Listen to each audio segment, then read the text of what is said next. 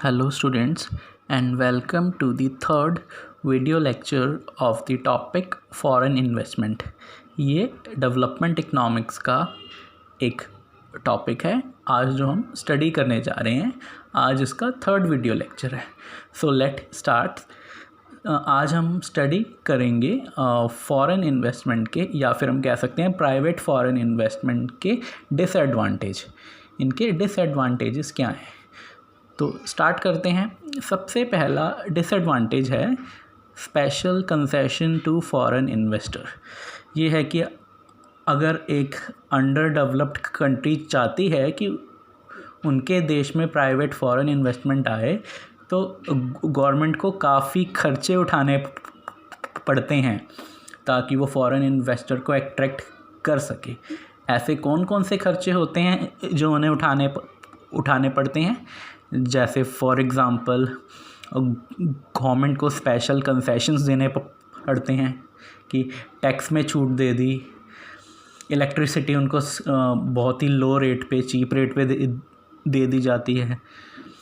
Inputs जो inputs purchase करते हैं उनमें भी उनको सब्सिडी दी जाती है, बहुत ही सस्ते रेट में उनको इनपुट अवेलेबल हो जाते हैं, उनको फाइनेंशियल असिस्टेंस भी दी जाती है।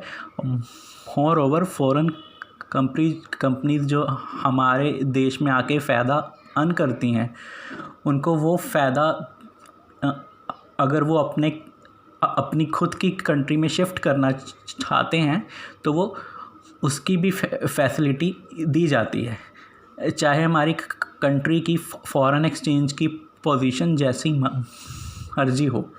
तो ये सब खर्चे गवर्नमेंट को उठाने पड़ते हैं, तो ये एक डिसएडवांटेज है। आप इधर देख सकते हैं government special concession to foreign investor that is given by government of under developed country to foreign investor to attract them. It includes concessions, B part subsidized input, C part financial assistance, and D part freedom to remit the profit in foreign exchange in spite of tight foreign exchange position। तो ये बहुत ही important disadvantage था। अब हम second disadvantage पर आते हैं। Second है पेमेंट ऑफ डिविडेंड।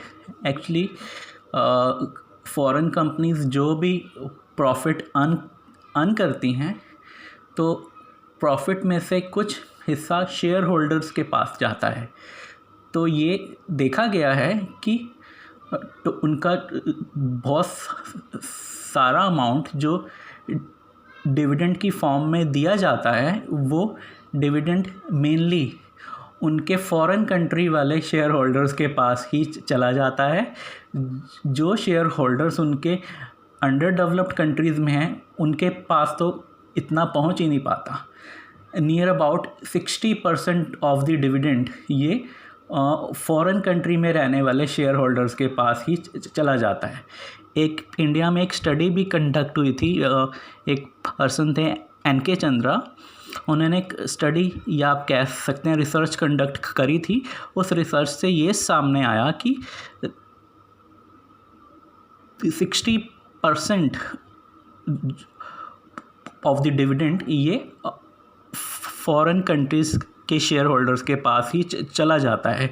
ये स्टडी 1991 के बाद कंडक्ट हुई थी मेनली। तो ये एक्सप्लेनेशन थी सेकंड डिसएडवांटेज की।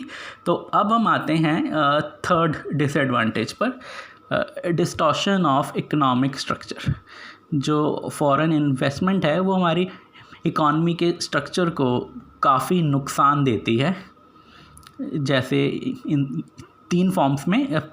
पहला है suppression of domestic entrepreneurship. Foreign investor India में आने से या किसी भी अंडर डेवलप्ड कंट्री में आने से तो उधर के जो डोमेस्टिक बिजनेसेस हैं वो स्पॉइल हो जाते हैं क्योंकि वो छोटी छोटी फर्म्स होती हैं और उनको हैवी कंपटीशन फेस करना पड़ जाता है। और बी पार्ट है एक्सटेंशन ऑफ ओलिगोपोलिस्टिक प्रैक्टिसेस। जो फॉरेन फर्म्स जो कंट्री में आती हैं वो बहुत ही हैविली ओलिगोपोली की प्रैक्टिस कंट्री में कंडक्ट करती हैं, उसके अंदर मेनली वो हैवी एडवर्टाइजमेंट होती है और हैवीली प्रोडक्ट की डिफ्रेंसिएशन भी करी जाती है। तो ये सब चीज़ें होती हैं। तो इन्हीं वजह से हम कह सकते हैं कि जो फॉरेन इन्वेस्टमेंट होती है वो इकोनॉमिक स्ट्रक्चर को डिस्टॉर्ट कर देती है। होप आपको ये चीज़ समझ में आ गई होगी। अब हम फोर्थ डिसएडवांटेज की ओर बढ़ते हैं। फोर्थ डिसएडवांटेज है technology transfer not necessarily promote development. जो टेक्नोलॉजी का ट्रांसफ़र होता है वो हर बार डेवलपमेंट नहीं करता। डायरेक्ट फॉरेन इन्वेस्टमेंट के केस में ऐसा स्पेशली देखा गया है, क्योंकि जो फॉरेन फर्म्स हैं उनकी जो रिसर्च एंड डेवलपमेंट एक्टिविटीज़ होती हैं वो अपने ही देश में चल रही होती हैं। ये अंडर डेवलप्ड कंट्रीज़ में कोई भी research and development activity conduct ही नहीं करते। मोreover कोई अगर टेक्नोलॉजी का ट्रांसफ़र भी हुआ है तो वो टेक्नोलॉजी अधिकतर कैपिटल इंटेंसिव टेक्नोलॉजी होती है जो अंडर डेवलप्ड कंट्रीज़ के लिए किसी भी काम की नहीं है, क्योंकि under developed countries labour surplus economy होती है और ऐसी इकॉनमी में कैपिटल इंटेंसिव टेक्नोलॉजी का कोई यूज़ नहीं है। So we can say that it has been seen that MNC do not conduct R&D activity in underdeveloped countries. Research and development activity is concentrated in their home country. In many cases, technology transfer is of capital intensive nature, which is of no use for labor surplus economy. Hope आपको ये point समझ में आ गया होगा। Students, अब हम fifth disadvantage देखते हैं, डैट इज़ पॉलिटिकल इंटरफेरेंस। हाँ, ये बात बहुत सच है कि जो MNCs के पास इतनी टेक्निकल और फाइनेंशियल स्ट्रेंथ होती है कि वो उस स्ट्रेंथ के कारण वो कंट्री की अंडर डेवलप्ड कंट्रीज़ के इंटरनल डिसीज़न मेकिंग में भी इंटरफेयर करना स्टार्ट कर देती हैं।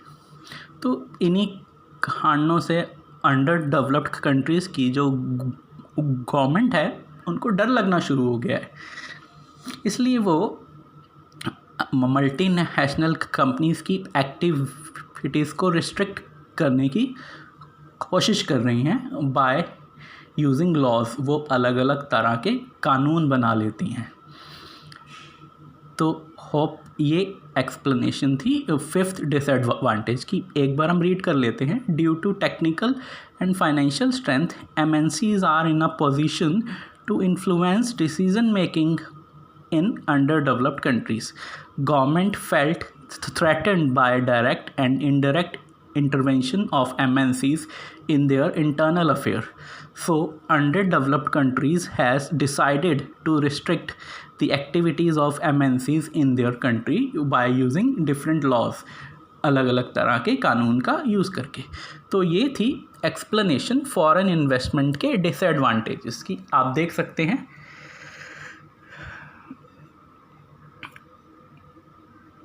अब इन डिसएडवांटेजेस को स्टडी करने के बाद आप कुछ क्वेश्चंस के आंसर देख सकते हैं।